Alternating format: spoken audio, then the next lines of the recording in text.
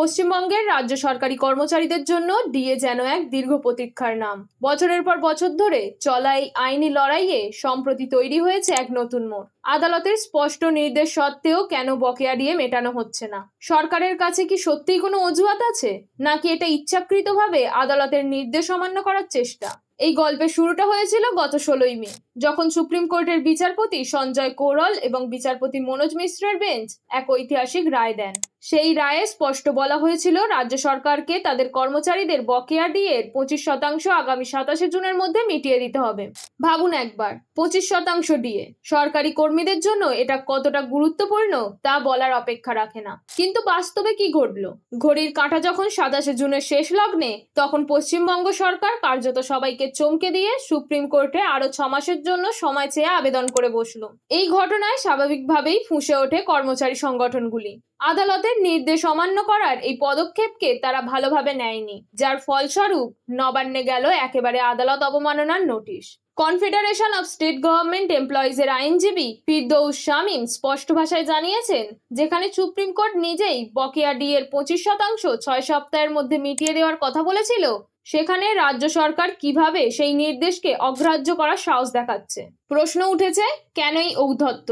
শুধু তাই নয়, কনফেডারেশনের সাধারণ সম্পাদক মলয় মুখোপাধ্যায় এর আগেও এই বিষয়ে সরব হয়েছিলেন।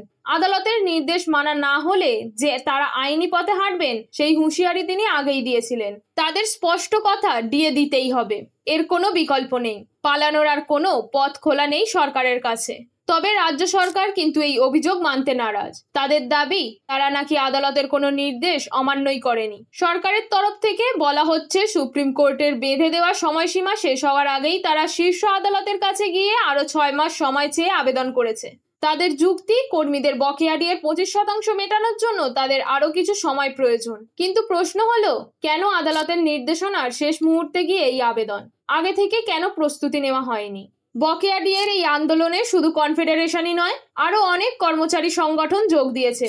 সংগ্রামী যৌথ মঞ্চ এই দাবিতে দীর্ঘদিন ধরে পথে নেমেছে।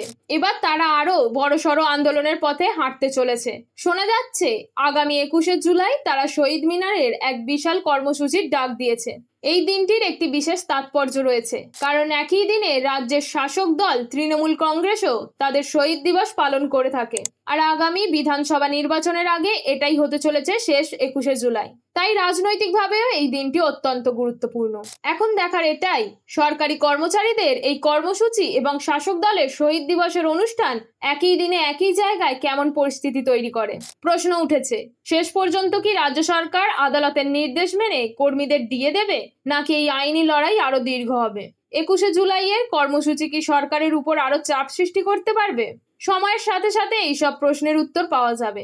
তবে আপাতত বকেয়া ডিএ নিয়ে পশ্চিমবঙ্গ সরকারের উপর চাপ ক্রমশ বাড়ছে, আর এই চাপ ভবিষ্যতে কোন দিকে মোড় নেয় সেটাই এখন দেখার।